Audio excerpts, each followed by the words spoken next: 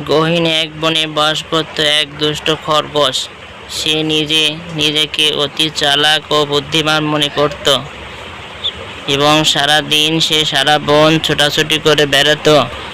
বনের অপর প্রান্তে থাকত শান্ত শিষ্ট এক কচ্ছপ, অতি শান্ত ও সহজ সরল। একদিন কচ্ছপের সঙ্গে দেখা হয়ে যায়। খরগোশ হাসতে থাকে এবং বলতে থাকে, কি কচ্ছপ ভাই, তুমি তো অনেক ধীরে চলো।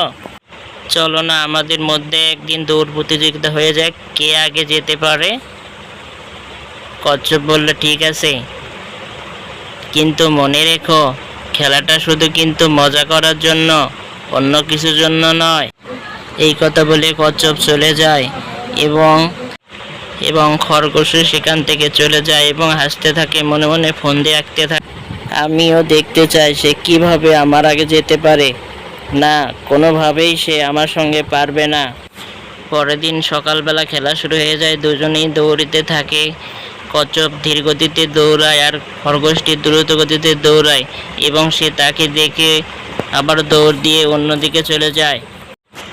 কিছু দূর গিয়ে রাস্তার দিকে তাকিয়ে হাসতে থাকে এবং মনে মনে ফন্দি আঁকতে থাকে। সে এদিক সেদিক তাকাতে থাকে এবং মনে মনে বুদ্ধি করতে থাকে। এমন সময় রাস্তার ভিতরে একটি গর্ত দেখতে পায়। দৌড়ে গিয়ে গর্তটির কাছে দাঁড়ায় এবং কচ্ছপকে ডেকে নেয় এবং বলতে থাকে, এই রাস্তা দিয়ে গেলে শর্টকাটে গন্তব্যে পৌঁছানো যাবে।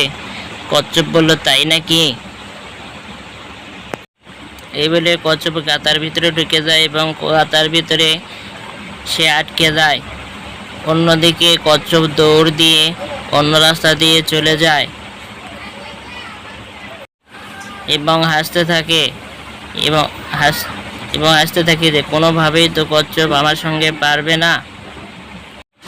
দৌড়াতে দৌড়াতে খরগোশ এক শিকারীর ফাঁদে আটকে যায় এবং বলতে থাকে, বাঁচাও, আমাকে বাঁচাও, কে আছো, আমাকে বাঁচাও। এদিকে কচ্ছপ আস্তে আস্তে কাতার থেকে ছাড়া পায়। সে ছাড়া পেয়ে সামনের দিকে এগোতে থাকে এবং খরগোশটিকে দেখতে পায় সে আটকানো। কে যেন তাকে ফাঁদ দিয়ে আটকে রেখেছে। তখন সে এসে দাঁত দিয়ে তার শিকলটি খুলে দেয় এবং তাকে মুক্ত করে দেয়। মুক্ত হয়ে খরগোশ কচ্ছপকে বলতে থাকে, ভাই, আমি আপনার এত ক্ষতি করেছি অথচ আপনি আমাকে মুক্ত করে দিলেন। এটাই হলো বন্ধুত্বের পরিচয়।